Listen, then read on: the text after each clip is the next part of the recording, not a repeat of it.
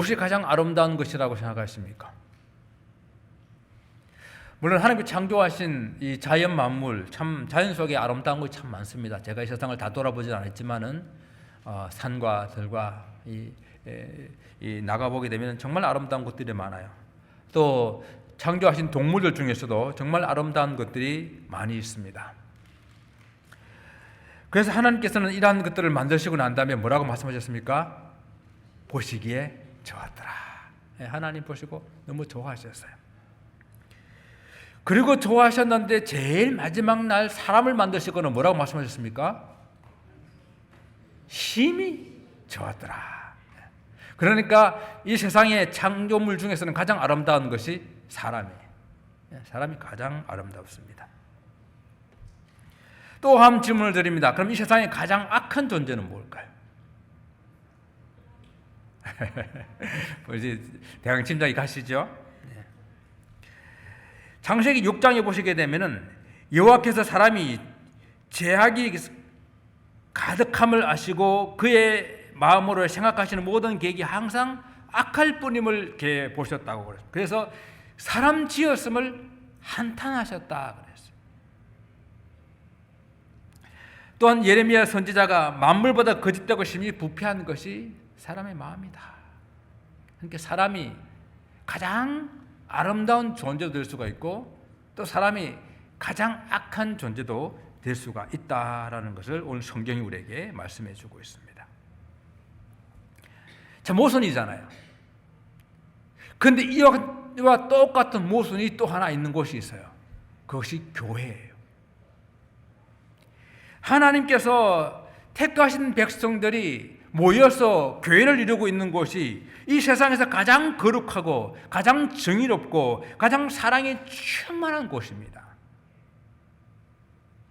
또 그런데 이 교회가 세상에서 부도덕하고 부패와 불의가 가득 찬 곳이 또한 될 수가 있다라는 것입니다.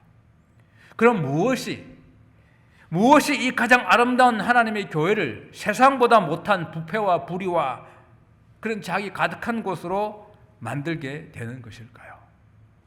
우리가 지금 고린도 교회의 문제를 사도 바울이 지금 이야기를 하고 있는데 우리 고린도 교회의 이 문제를 통해 가지고 그 원인을 한번 살펴보기를 원합니다.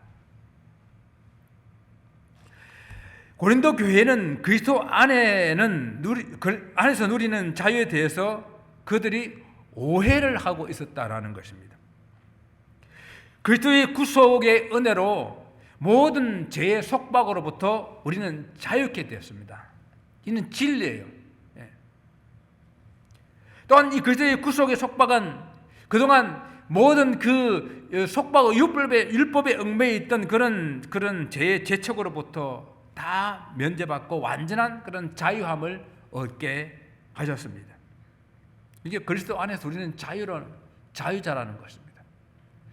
그러면은 그리스도 안에서 자유하게 됐다라고 하는 이것이 우리로 하여금 이 땅에서 아무렇게나 살아도 된다는 그런 의미입니까? 그런 의미는 아니잖아요.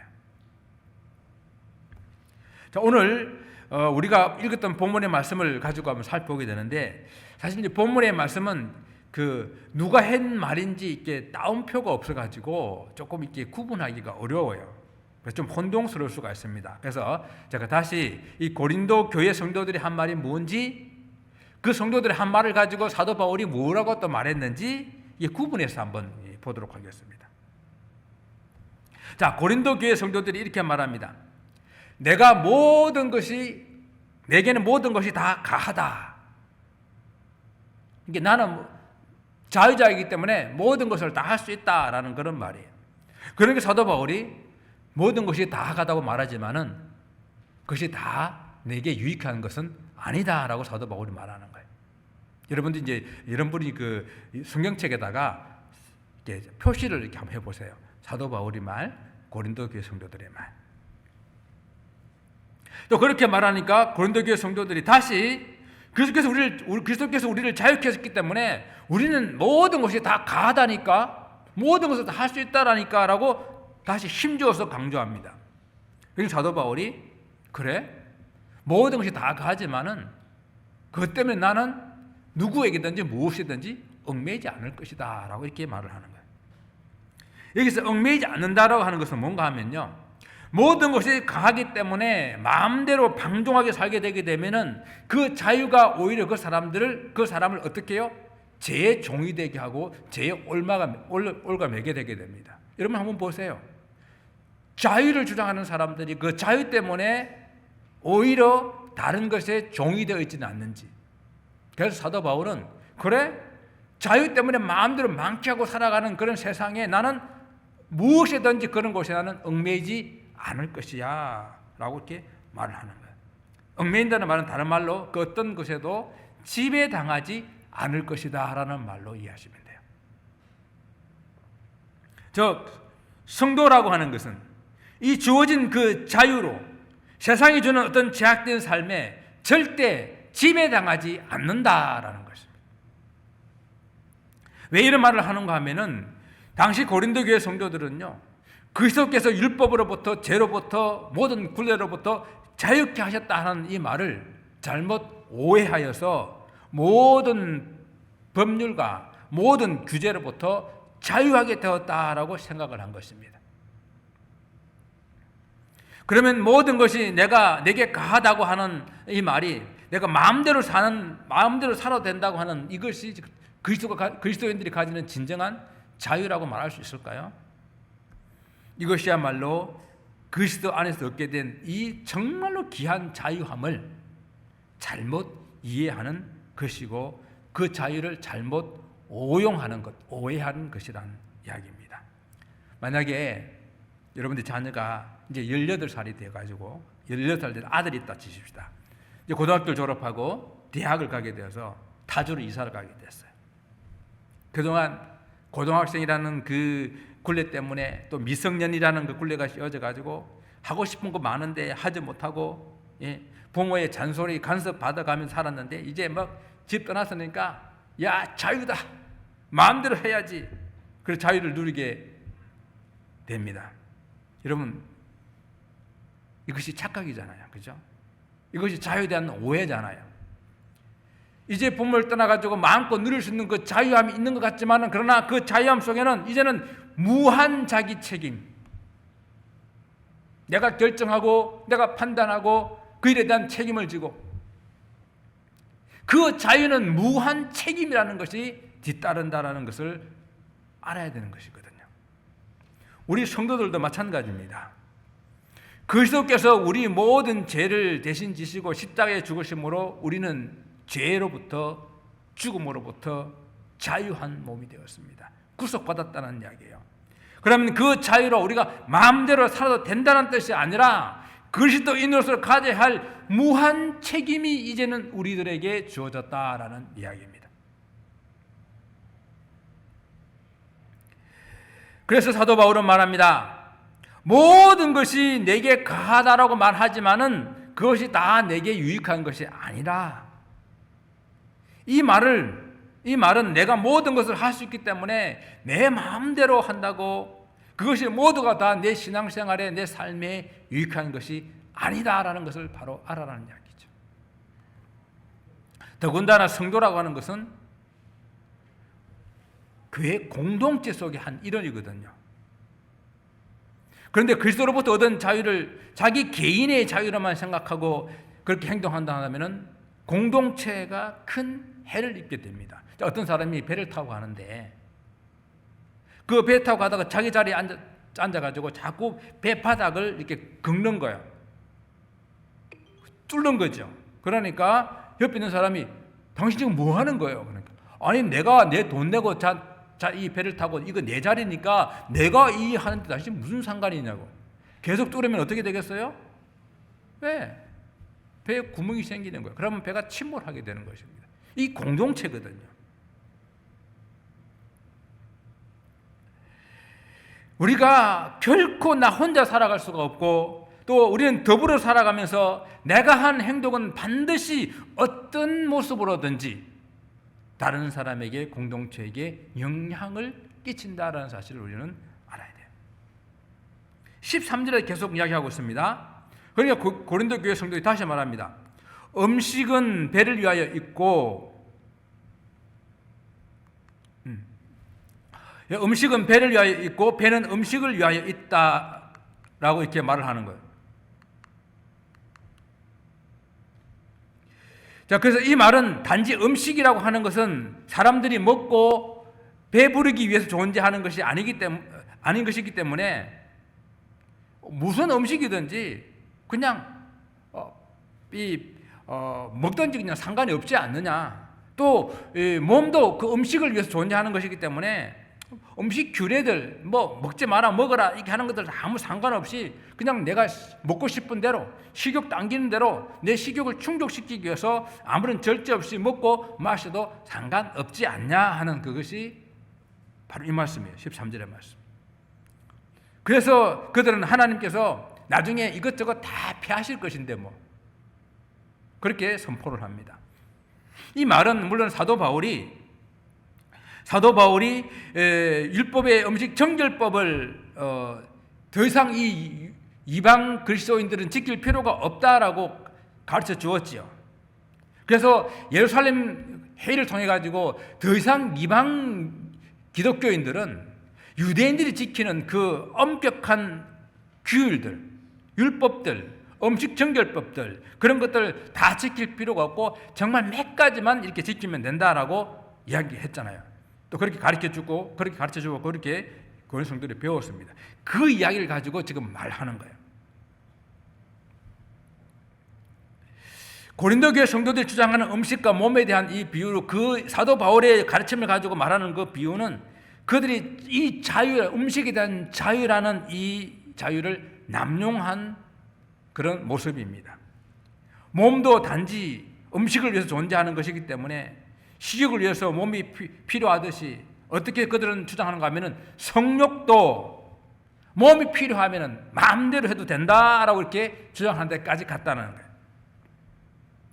몸은 아무것도 아니기 때문에 성적 욕구를 충족시키기 위해서 하는 그 모든 성적인 행동들이 다 정당하다고 주장을 한 거예요. 여러분, 제가 여러 번 이 말씀을 드렸죠. 여러분 기억하시죠? 이러한 사상이 어디로부터 왔다 그랬습니까? 영지주의. 우리 성도님들 이제는 많이 유식해졌어요. 영지주의.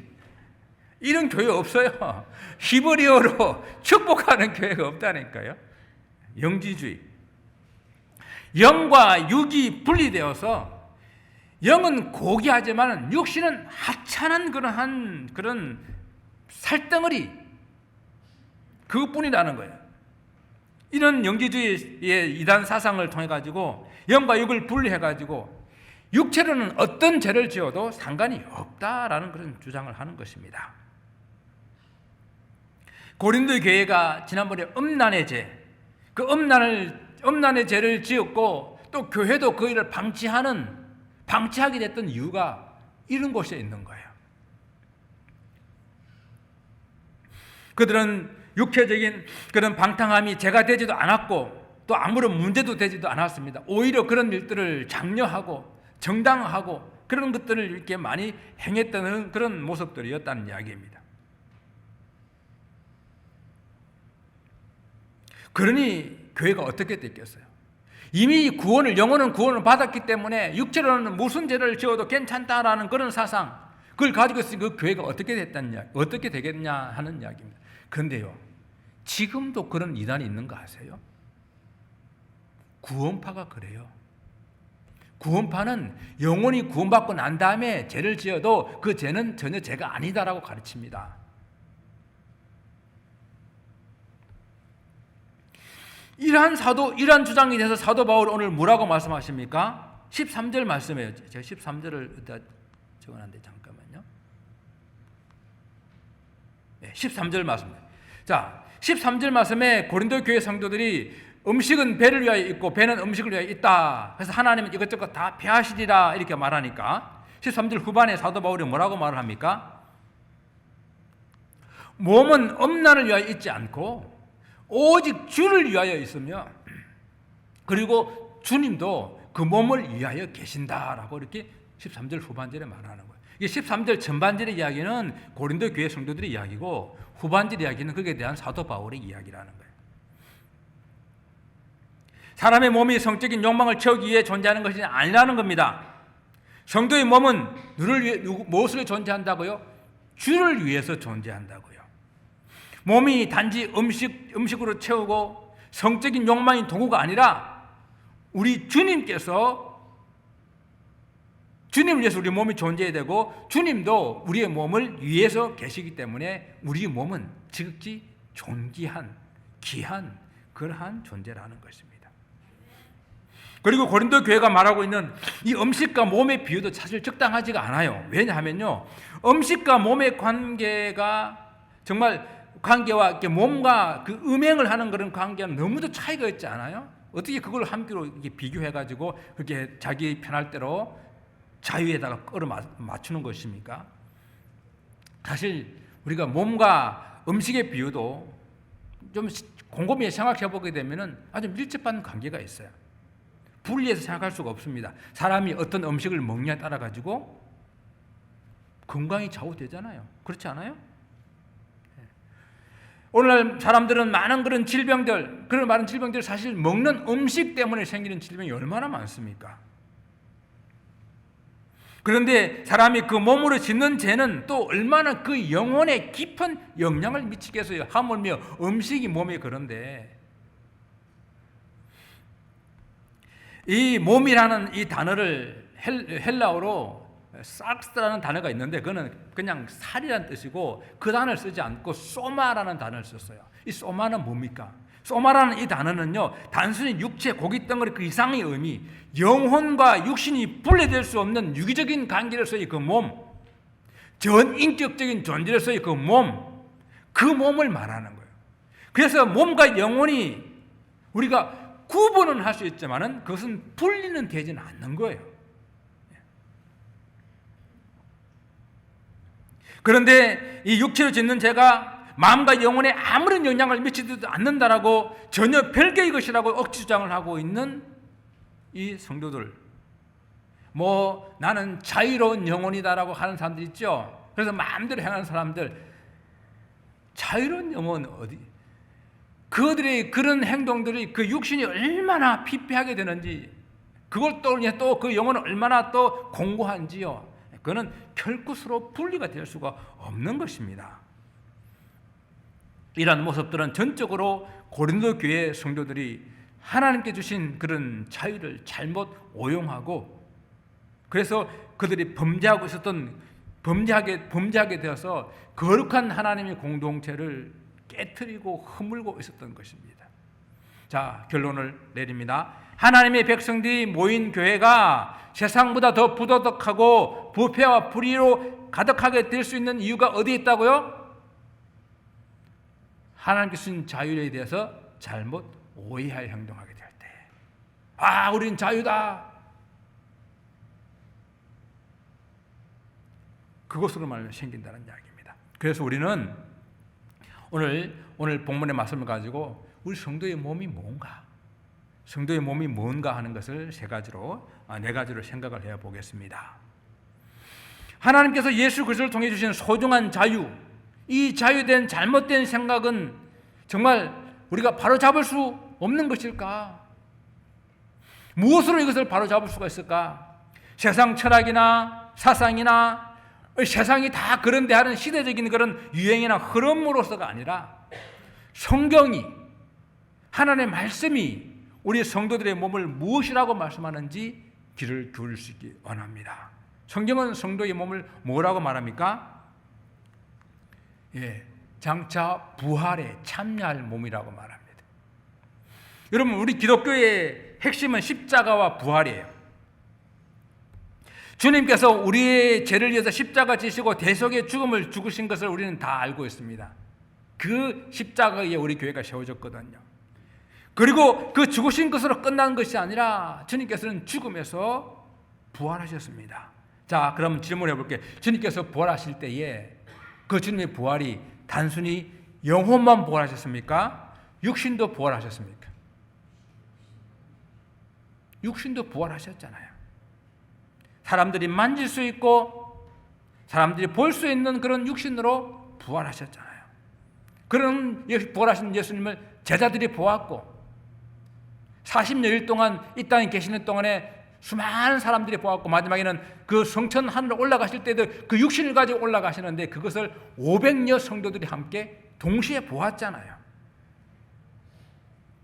이 성경을 쓰고 있을 때는 그 사람들이 태반이나 살아 있었잖아요.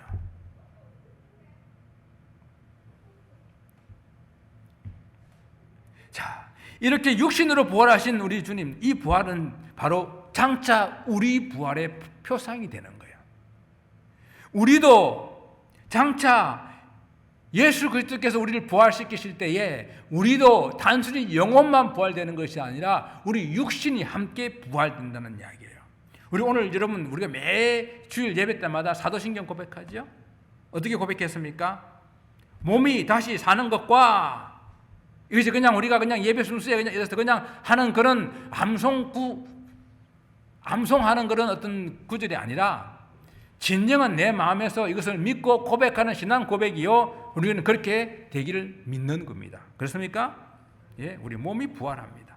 그렇기 때문에 우리 몸 함부로 할 것이 아니라 우리는 진정 장차 불갑을 썩지 아니할 영광의 몸으로 변화할 것이지만은 그 전에 우리 몸이 다시 주님과 함께 부활할 그 몸이기 때문에 이 땅에 사는 동안에도 몸을 함부로 행하지 않아야 된다는 거예요.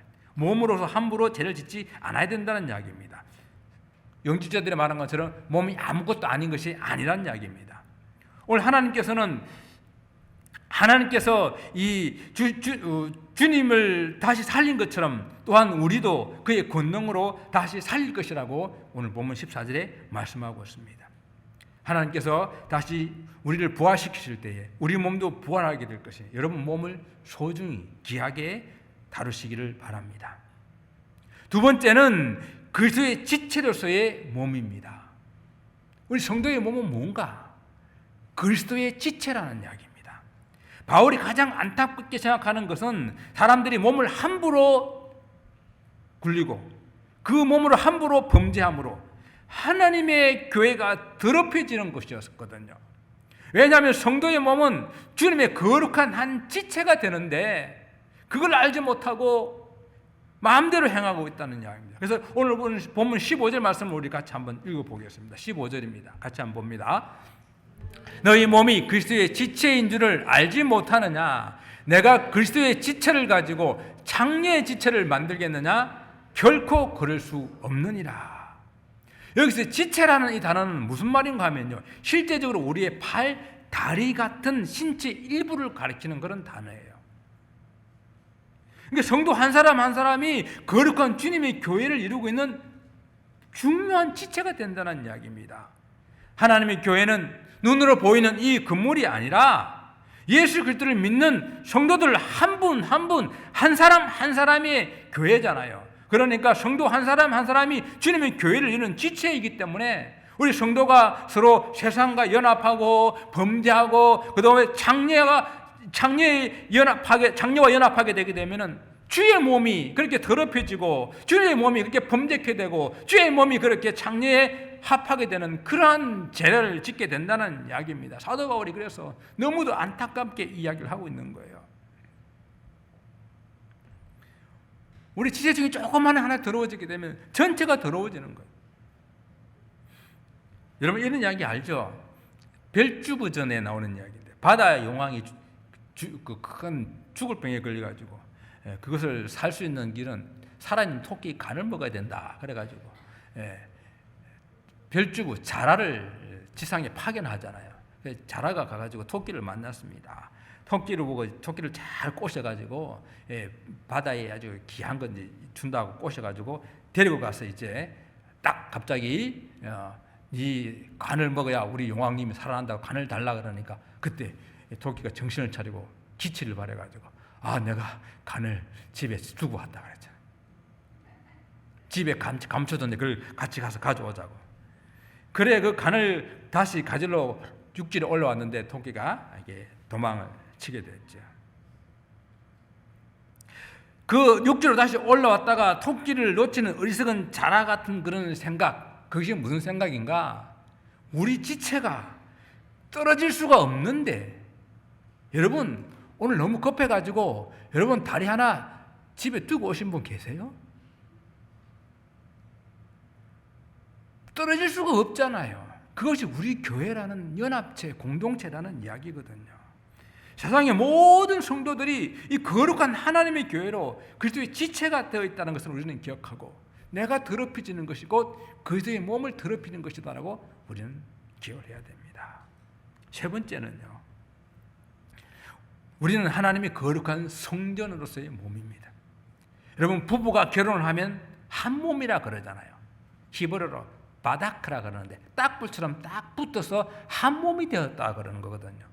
오늘 그 단어를 사용하고 있는 것입니다. 그렇게 사람이 연합하면 하나가 되는데, 우리가 성도라고 하는 것은 그리스도를 믿음으로 성령을 통해서 누구와? 우리 그리스도와 하나가 된 사람이에요. 이 연합은 그리스도와 인격적으로 신비한 연합을 이루기 때문에 이 성도의 모든 삶의 영역은 그리스도와 결합된 것이에요. 그래서 이 인격적인 결합을 이루고 있는 이 성도의 몸은 그냥 몸이 아니라 성령이 거하는 성전이라고 말씀을 하고 있는 거예요. 그래서 우리 성도가 음행을 피해야 되는 그런 이유를, 다른 범죄와는 달리 이런 성적인 죄는 자기 몸에다가 짓는 죄이기 때문에 바로 이 성적인 죄로 하나님의 성전인 몸을 더럽히는 것이 되기 때문에 강력히 경고를 하고 있는 것입니다. 그래서 사도 바울은 강력하게 단호하게 말합니다. 그리스도의 지체를 가지고 장녀의 지체를 만들겠느냐? 뭐라고 대답한다고요? 그럴 수 없느니라. 그러면서 음행을 피하라 라고 지금 사도 바울은 경고하고 있습니다. 하나님의 성령이 거하시는 성전으로서 우리의 몸을 우리는 어떻게 지켜야 할지 깊이 묵상하며 살아갈 수 있기 바랍니다. 성전이 지성소의 가장 거룩한 곳이잖아요. 그곳에 거룩하신 하나님의 임재가 있는 곳이잖아요. 어떤 제육이 찾아오게 될 때에, 어떤 이런 엄나는 유혹이 찾아오게 될 때마다 단호하게 외쳐야 됩니다. 뭐라고 말해야 된다고요? 그럴 수 없느니라. 예수의 이름으로 그럴 수 없다라고 단호하게 우리는 물리쳐야 되는 것이에요. 자, 네 번째 마지막을 말합니다. 마지막으로 우리가 꼭 기억해야 할 것은요, 우리 몸은 우리 것이 아닙니다.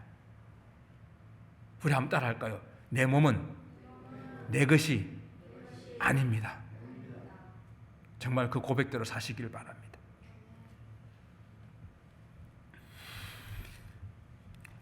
그럼 누구 것이, 내 몸이 내 것이 아니면은 누구 것입니까? 주의 것입니다. 어떤 사람이 보니까 아니요, 저는 제 아내 것인데요. 그래. 예, 물론 대단한 믿음입니다. 그래, 남편은 아내 것이 돼야 되고 아내는 남편의 것이 돼야 됩니다. 그런데 남편과 그 아내도 누구 것이라고요? 주의 것이라고요. 예, 주님의 것입니다. 오늘 19절 후반절에 너희는 너희 자신의 것이 아니다라고 말씀하고 있고요. 그 이유를 오늘 20절에서 말씀하고 있어요. 뭐라고요? 우리 몸은 값으로 산 것이 되었기 때문에. 누가 사셨습니까? 예수 그리스도께서 당신의 피로 우리를 사셨습니다. 예수 그리스도께서 보혈로 값을 주시고 우리를 사셨기 때문에 우리는 더 이상 우리 것이 아니라, 나는 더 이상 내 것이 아니라 주의 것이라는 사실입니다. 사실 원래 우리는 하나님의 창조물이니까 하나님의 것이었거든요. 그런데 이 땅에 우리가 범죄함으로 말미암아서 마치 우리가 우리 것인 양, 우리가 사단의 권세 아래서 살아가게 되었다는 이야기입니다. 그래서 주님께서는 다시 죄값을 지불하시고 당신의 몸으로, 당신의 보혈로 죄값을 지불하시고 우리를 더 이상 사탄의 권세 아래 있지 아니하고 하나님의 권세 아래 있게끔 주님의 소유가 되게 하셨습니다. 그래서 사도 바울은 갈라디아서 고백하기를, 이제는 그렇기 때문에 내가 사는 것이 아닙니다. 그리스도께서 내 안에 사시는 것입니다. 나는 십자가에 못을 박았습니다. 더 이상 나는 죄에 대해서 못 박았기 때문에 죄를 지을 수 없는 사람입니다. 그렇게 고백하는 거예요. 여러분, 이 고백을 하면서 나는 죄에 대해서 십자가에 못 박아 죽을 사람이고, 그리고 나는 내 것이 아니라 그리스도의 소유가 됐기 때문에 그리스도를 위하는 삶을 살겠습니다. 결단하시기 바랍니다. 다른 성도 여러분, 성도의 몸이라고 하는 것은 영과 분리될 수가 없습니다. 더군다나 영혼만 고귀하고 육체는 하찮은 것이 절대 아닙니다. 몸을 귀하게 소중하게 여기시기 바랍니다. 그래서 함부로 아무 음식이나 드시지 마시고요. 몸에 유익하지 않는 것 마시지 마시고요. 그리고 이렇게 몸을 잘 관리하시기 바랍니다. 근데 오늘날 이 말씀을 들다 보니까 사람들이 몸을 관리하는 건 참 잘하시는 것 같아. 아니 너무 잘하시는 것 같아요. 너무. 그저 몸에 좋다는 것은 그냥 먹고 마시고 건강에 너무 좋다는 것은 운동에 그냥 뭐 중독될 대로 운동을 많이 하는 사람들이 있어요. 날씬한 몸매를 가지기 위해서는 온갖 다이어트를 다 합니다. 예뻐진다 그러면은 그냥 별 일을 다 해요. 지시라 그러면 안 되고 별 일을 다 하십니다. 남자들은 건강한다 그러면 별걸 다 먹어요. 어떤 분은 근육 자랑하기 위해서 온갖 운동을 얼마나 과하게 하는지. 오래 사시는 것 좋습니다. 근데 건강하게 오래 사셔야 되잖아요. 건강하게 오래 사시는 거 좋아요. 그럼 건강한 몸으로 뭘 해야 되겠습니까? 주님께서 맡기신 사명 감당해야 되잖아요. 사도 바울은 로마서 12장에 너희 몸을 하나님께서 기뻐하시는 거룩한 산제물로 드리라고 권면하고 계십니다. 오늘 본문에서 우리 몸은 우리 것이 아니고 주의 피로 값주고 산 것이 되었으니 뭐라고 하라고요? 너의 몸으로 하나님께 영광을 돌리라 라고 권면하고 있는 거예요. 여러분 몸은 장차 부활의 몸으로 영광의 몸으로 부활할 것입니다.